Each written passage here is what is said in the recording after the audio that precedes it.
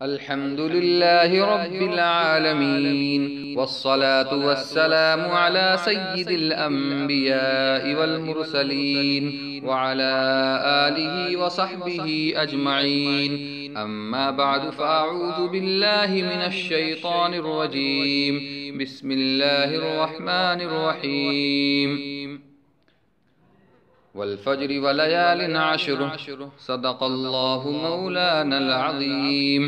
وقال النبي صلى الله عليه وسلم: ما من أيام أحب إلى الله أن يتعبد فيها من 10 ذي الحجة يعدل صيام كل يوم بصيام سنة وقيام كل ليلة منها بقيام ليلة القدر، أو كما قال عليه الصلاة والسلام. میرے محترم بھائیوں اور بزرگوں اور عزیز ساتھیوں، اللہ رب العزت والجلال کا لاکھ لاکھ شکر، اس کا احسان ہوا کہ پروردگار عالم نے ہمیں اور آپ کو 10 ذی الحجہ عطا فرمایا. اللہ تعالیٰ کا احسان ہمیں ادا کرنا چاہیے، اللہ کا شکر ادا کرنا چاہیے کہ اللہ رب العالمین نے اس اہم اور فضیلت والے عشرے میں ہمیں داخل فرمایا. میں نے آپ کے سامنے قرآن کریم کی کچھ آیتیں پڑھی اور حدیث کا ایک ٹکڑا میں نے آپ کے سامنے پیش کیا. اسی کے سلسلے میں، اسی کے متعلق میں آپ کے سامنے کچھ گفتگو کروں گا. دیکھیے، میں 4 باتیں آپ کے سامنے ذکر کروں گا. سب سے پہلی بات یہ ہے کہ اس مہینے کی، اس عشرے کی فضیلت بیان کرنے کی ضرورت ہمیں کیوں پڑی. دوسری چیز یہ ہے کہ اس عشرے کی فضیلت کیا ہے، اور تیسری چیز بنیادی وجہ کیا ہے اس کی فضیلت کی، کیوں اتنی زیادہ فضیلت ہے، اور آخر میں بیان کروں گا کہ اس میں کرنے کے کام کیا ہیں. سب سے پہلی بات یہ ہے کہ اس عشرے کی فضیلت بیان کرنے کی ضرورت ہمیں اس لیے پڑی، اس لیے کہ امت کا اکثر طبقہ اس مہینے کے جو شروع کے عشرے ہیں، 10 ذی الحجہ، جس کے بہت زیادہ فضائل ہیں، اس سے غافل ہے، اس سے بہت زیادہ دور ہے، اور اس سے بہت زیادہ لاپرواہی ہم کر رہے ہیں. امت کا ایک بڑا طبقہ. میرے دوستوں اور بزرگوں، امت کا یہ مزاج بن چکا ہے، جو چیز نبی اکرم صلی اللہ علیہ وسلم سے ثابت نہیں ہوتی اس کو بڑے زور و شور، بڑے دھوم دھام سے کرتے ہیں. جیسے مثال کے طور پر، میں اگزامپل کے طور پر آپ کے سامنے پیش کر رہا ہوں، معراج کا روزہ ہوا جو 27 رجب کو رکھتے ہیں. اسی طریقے سے شعبان کا 15 شعبان کا روزہ، جو کسی صحیح حدیث سے ثابت نہیں بلکہ ضعیف حدیث سے ثابت ہے. 27 رجب کا روزہ ثابت ہی نہیں ہے کسی حدیث سے. اسی طریقے سے عید میلاد النبی، اسے بھی لوگ زور و شور سے کرتے ہیں، یہ بھی کہیں سے ثابت نہیں. تو شاہ ولی اللہ محدث دہلوی رحمۃ اللہ علیہ فرماتے ہیں کہ جب کسی قوم پر مذہبی لحاظ سے زوال آتا ہے، اس کی بنیادی وجہ یہ ہے کہ غیر اہم کام کو وہ قوم، وہ مذہب غیر اہم کام کو اہم اور اہم کام کو غیر اہم سمجھ لیتی ہے. اس کی وجہ سے زوال آتا ہے امت پر. اور ہمارا اور آپ کا حال بھی یہی ہے، جو چیز نبی اکرم صلی اللہ علیہ وسلم سے ثابت نہیں ہے اس کو بڑے دھوم دھام سے کرتے ہیں، اور جو چیز آپ سے ثابت ہے، صحیح حدیث سے ثابت ہے، جیسے 10 ذی الحجہ کی فضیلت، اس کو ہم زور و شور سے نہیں کرتے، اس سے ہم غافل ہیں. اللہ تعالی ہم سب کو اس عشرے کی اہمیت اور عظمت اور اس عشرے کی قدر کرنے کی توفیق عطا فرمائے.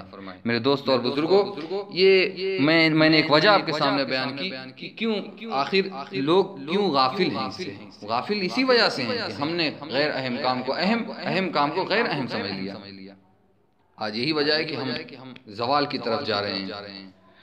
اور حدیث بھی ہے اللہ کے نبی صلی اللہ علیہ وسلم کی: من تمسک بسنتی عند فساد امتی فلہ اجر 100 شہید. کہ جو شخص میری اس سنت کو، جو مردہ ہو چکی تھی، اس کا ترجمہ یوں کیا جائے، جو میری مردہ سنتوں کو جو شخص زندہ کرے گا تو اللہ تعالیٰ اس کو 100 شہید کا ثواب دیں گے. اور یہ سنت جو ہے، یہ جو 10 ذی الحجہ کی فضیلت ہے، اس سے لوگ غافل تھے. تو میں نے سوچا آپ کے سامنے ذکر کروں، اور اس حدیث پر بھی عمل ہو جائے گا. یہ سنت اللہ کے نبی صلی اللہ علیہ وسلم کی، اس سے لوگ دور تھے، اور میں نے آپ کے سامنے بیان کیا. ہو سکتا ہے اللہ تعالیٰ کی ذات سے امید ہے، اللہ تعالیٰ کی ذات سے بعید نہیں کہ اللہ تعالیٰ ہمیں 100 شہید کا ثواب دیں. اور آپ حضرات کو بھی، جو حضرات سنیں، اس کو ایک دوسروں تک پہنچائیں، تو اللہ تعالیٰ کی ذات سے یہ بعید نہیں، اللہ تعالیٰ انہیں بھی 100 شہید کا ثواب دے دیں گے. دیکھیے یہ ایک چیز بیان ہوئی. دوسری چیز یہ ہے اس عشرے کی فضیلت کیا ہے. دیکھیے قرآن کریم کے اندر اللہ رب العالمین فرماتے ہیں والفجر وليال عشر والشفع والوتر والفجر وليال عشر. اللہ تعالیٰ فرماتے ہیں والفجر، فجر کی قسم، وليال عشر، اور 10 راتوں کی قسم. تمام مفسرین کا اتفاق ہے کہ ولیال عشر سے مراد یہاں ذی الحجہ کا یہ پہلا عشرہ ہے. 10 رات سے مراد ذی الحجہ کا پہلا عشرہ ہے. اور اللہ رب العالمین جب کسی چیز کو قسم کھا کر بیان فرماتے ہیں تو یہ قسم کھانا اس چیز کی حرمت اور عظمت پر دلالت کرتا ہے. یہ قسم کھانا اس چیز کی حرمت اور عظمت پر دلالت کرتی ہے یہ قسم. تو یہ قسم کھانا اللہ رب العالمین کا گویا کہ اس عشرے کی اہمیت اور عظمت کو بتلانا ہے. اسی طریقے سے اللہ کے نبی صلی اللہ علیہ وسلم نے، میں نے جو حدیث کا ٹکڑا آپ کے سامنے پیش کیا تھا خطبے میں، اللہ کے نبی صلی اللہ علیہ وسلم نے فرمایا ما من ایام احب الی اللہ ان یتعبد فیہا من عشر ذی الحجہ. اللہ کے رسول نے فرمایا عشرہ ذی الحجہ کے اندر عبادت کرنا اور دنوں کے بالمقابل اللہ کے نزدیک سب سے زیادہ محبوب عشرہ ذی الحجہ کے اندر عبادت کرنا ہے. میں اس کا مفہومی ترجمہ کر رہا ہوں کہ عشرہ ذی الحجہ میں عبادت کرنا اللہ کے نزدیک اور دنوں کے بالمقابل بہت زیادہ پسندیدہ ہے. اور وہ عبادت چاہے ذکر و اذکار کی شکل میں ہو، چاہے وہ نفل نماز کی شکل میں ہو، چاہے وہ قرآن کریم کی تلاوت کی شکل میں ہو، چاہے وہ کسی مریض کی عیادت کی شکل میں ہو، غریبوں کی صدقہ خیرات کرنا غریبوں کو چاہے اس شکل کے اندر ہو، وہ عبادت چاہے جو بھی ہو اللہ کے نزدیک وہ بہت زیادہ محبوب اور پسندیدہ ہے. آگے اللہ کے رسول نے فرمایا یعدل صیام کل یوم بصیام سنۃ وقیام کل لیلۃ منها بقیام لیلۃ القدر. کہ اس عشرے کے اندر ایک دن کا روزہ 1 سال کے روزے کے برابر ہوتا ہے. یعنی کوئی بندہ ایک دن روزہ رکھے گا اور ایک بندہ 1 سال روزہ رکھ رہا ہے، تو جو بندہ اس عشرے کے اندر ایک دن روزہ رکھ لے گا اللہ رب العالمین اس کو 1 سال روزہ رکھنے کے برابر ثواب عطا فرمائیں گے. اور تیسری چیز یہ ہے کہ اللہ رب العالمین جو بندہ اس عشرے کی ایک رات اللہ کی یاد میں اور عبادت کرے گا، پوری رات نہیں تھوڑا سی بھی عبادت کر لے تب بھی، تو اللہ رب العالمین جو بندہ اس رات کے اندر عشرہ ذی الحجہ کی ایک رات کے اندر عبادت کرے گا اللہ تعالیٰ لیلۃ القدر کے اندر عبادت کرنے کا جو ثواب ہے وہ اللہ تعالیٰ اس کو عطا فرما دیں گے. اسی طریقے سے ایک اور حدیث کے اندر اللہ کے نبی صلی اللہ علیہ وسلم نے فرمایا کہ ذی الحجہ کے 10 دنوں کے مقابلے میں کوئی دن ایسا نہیں ہے جس میں نیک عمل اللہ تعالیٰ کو ان دنوں سے زیادہ محبوب ہو. یعنی ذی الحجہ کے 10 دنوں کے بالمقابل اور دن جو ہیں اس میں اللہ رب العالمین کو اتنا زیادہ عمل پسندیدہ نہیں ہے جتنا ذی الحجہ کے اندر عمل کرنا یہ پسندیدہ ہے. صحابہ کرام نے عرض کیا اے اللہ کے رسول کیا جہاد فی سبیل اللہ بھی نہیں؟ اللہ کے رسول صلی اللہ علیہ وسلم نے فرمایا، بخاری کی روایت ہے وَلَا الْجِهَادُ فِي سَبِيلِ اللَّهِ، جہاد فی سبیل اللہ بھی نہیں.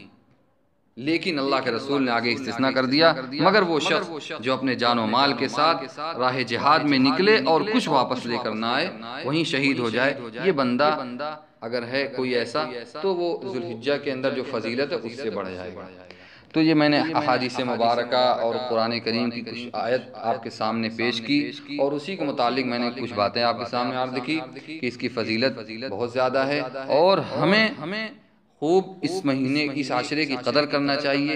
اس عشرے کے اندر خوب عبادت کریں، اللہ رب العالمین سے توبہ استغفار کریں، اپنے گناہوں کی معافی مانگیں، اور جو یہ وبا آئی ہوئی ہے اس وبا کے سلسلے میں بھی اللہ رب العالمین سے دعا کریں اللہ تعالیٰ جلد از جلد اس وبا کو ہم سے دور فرما دیں. اللہ تعالیٰ ہم سے اگر ناراض ہیں آپ، اللہ تعالیٰ ہم سے راضی ہو جائیے. نبی اکرم صلی اللہ علیہ وسلم کے صدقے طفیل ہم اور آپ دعا کریں اللہ تعالیٰ سے کہ اللہ تعالیٰ ہم اس نبی کی امت ہیں جس سے آپ محبت کرتے ہیں، اے اللہ اپنے نبی کے صدقے طفیل ہماری مغفرت فرما. اس طریقے سے اللہ رب العالمین سے ہم دعا مانگیں اللہ تعالیٰ ہمیں بھی اور آپ کو بھی کہنے سننے سے زیادہ عمل کی توفیق سے نوازے. اب جو باتیں رہ گئی ہیں 2 باتیں وہ میں دوسرے پارٹ کے اندر بیان کروں گا. آمین. وآخر دعوانا الحمدللہ رب العالمین.